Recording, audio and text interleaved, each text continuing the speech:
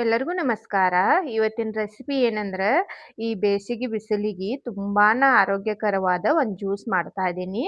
ಇದು ನಮ್ಮ ದೇಹದ ಉಷ್ಣತೆಯನ್ನ ನ್ಯಾಚುರಲ್ ಆಗಿ ಕಡಿಮೆ ಮಾಡ್ತೈತಿ ಮತ್ತು ವೇಟ್ ಲಾಸ್ ಮಾಡ್ಕೊಳ್ಳೋರಿಗಂತೂ ಹೇಳಿ ಮಾಡಿಸಿದ ರೆಸಿಪಿ ಅಂತಾನೆ ಹೇಳ್ಬೋದು.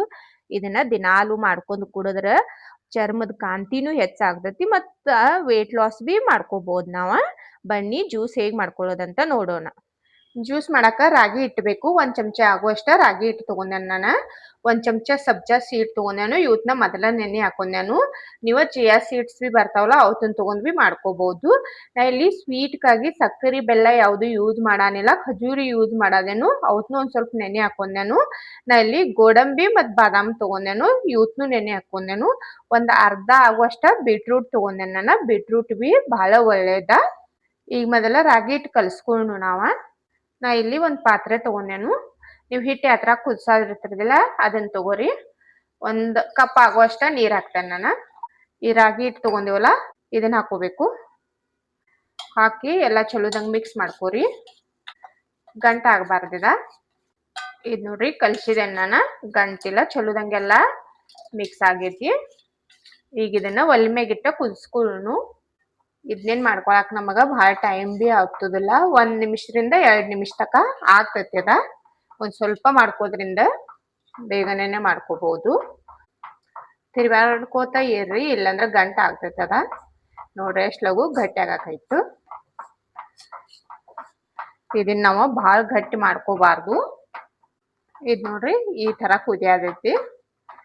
ರಾಗಿ ಬಿ ಹೆಲ್ತಿಗೆ ಬಹಳ ಒಳ್ಳೇದ. ಈ ತರ ಜ್ಯೂಸ್ ಎಲ್ಲ ಮಾಡಿ ಚಿಕ್ಕ ಮಕ್ಕಳಿಗೆ ಕೊಟ್ರ ಒಳ್ಳೇದ. ಮತ್ತ ಈಗ ಬಿಸಿಲು ಐತಿ, ಬಿಸಿಲ್ದಿಂದಾಗ ರಾಗಿ ಬಹಳ ತಂಪ. ಈಗ ಬಿಸಿಲ್ದಿಂದಾಗ ಇದನ್ನ ಚಿಕ್ಕ ಮಕ್ಕಳಿಗೆ ಅದು ಮಾಡಿ ಕೊಟ್ರ ಈ ತರ ಬಹಳ ಚಲೋ.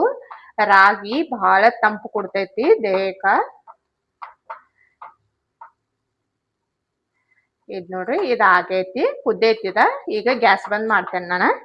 ಇದು ಆರ್ಲಿ, ಆರೋ ತಕ ನಾನು ಬೀಟ್ರೂಟ್ ಅದು ಕಟ್ ಮಾಡ್ಕೊತೇನು. ಇಲ್ಲಿ ನಾನು ಒಂದು ಮಿಕ್ಸರ್ ಜಾರ್ ತಗೊಂಡೇನು. ಈ ಖಜೂರಿ ನೆನ್ಸಿಟ್ಕೊಂಡೇನಲ್ಲ ಇದನ್ನ ಹಾಕ್ತೇನು. ನೀರ್ ಸಕಟ ಹಾಕ್ತೇನೆ ನಾನು. ಒಳಗಿನ ಬೀಜ ತೆಗದ ನೆನೆ ಹಾಕಿದೇನು. ಕಾಜು ಬಾದಾಮ್ ನೆನೆ ಹಾಕಿನಿ, ಇವತ್ತನ್ನು ಹಾಕ್ತೇನು.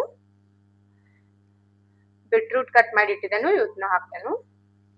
ಈಗ ಇದನ್ನ ಇಷ್ಟ ಮೊದಲು ಒಮ್ಮೆ ಸಣ್ಣ ಮಾಡ್ಕೊತೇನೆ ನಾನು. ನಾವು ಹಾಲು ಹಾಕಿದ್ವು ಅಂದ್ರೆ ಇದು ಪೂರಾ ಸಣ್ಣಾಗಿ ಆಗುದಿಲ್ಲ. ಇಷ್ಟ ಒಮ್ಮೆ ಸಣ್ಣ ಮಾಡ್ಕೊಂಡ್ ಬರ್ತೇನು. ಇದಿಟ್ಟ ಸಣ್ಣ ಆಗೈತಿ. ಇದ್ರಾಗಿ ಹಿಟ್ ಮಾಡಿ ಇಟ್ಕೊಂಡಿರ್ತೇವಲ್ಲ ಇದನ್ನ ಹಾಕ್ತೇನು. 1 ಕಪ್ ಹಾಲು ಹಾಕದೇನು. ಇದನ್ನೀಗ ಇನ್ನೊಮ್ಮೆ ಪೂರಾ ಸಣ್ಣ ಆಗುವಂಗ ಸಣ್ಣ ಮಾಡ್ಕೊಂಡ್ ಬರ್ತೇನೆ ನಾನು. ಇದ್ ನೋಡ್ರಿ ಸಣ್ಣ ಮಾಡ್ಕೊಂಡೇನು ನಾನು. ಬೀಟ್ರೂಟ್ ಪೂರಾ ಸಣ್ಣ ಆಗಿಲ್ಲ, ಈ ತರ ನೋಡ್ರಿ ಮಟ್ಟೆ ಉಳ್ದೈತಿ. ಇದನ್ನ ಚಾನ್ಸ್ಕೊಳ್ಳು. ಇಲ್ಲೊಂದ್ ಚನ್ಗಿ ತಗೊಂಡೇನು ನಾನು. ಕೆಳಗೊಂದ್ ಪಾತ್ರೆ ಇಟ್ಕೊಂಡೇನು, ಹಾಕ್ತೇನೆ ಈಗ.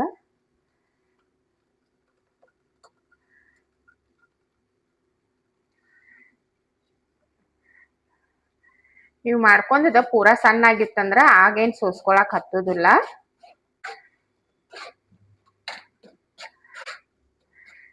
ಇದ ಮ್ಯಾಗಿ ಈ ತರ ಮಟ್ಟೆ ಉಳ್ದೈತಿ. ನೀವು ಬೇಕಂದ್ರೆ ಇದನ್ನ ಇನ್ನೊಮ್ಮೆ ಮಿಕ್ಸಿದ ಹಾಕಿ ಸಣ್ಣ ಮಾಡಿ ಹಾಕೋಬಹುದು.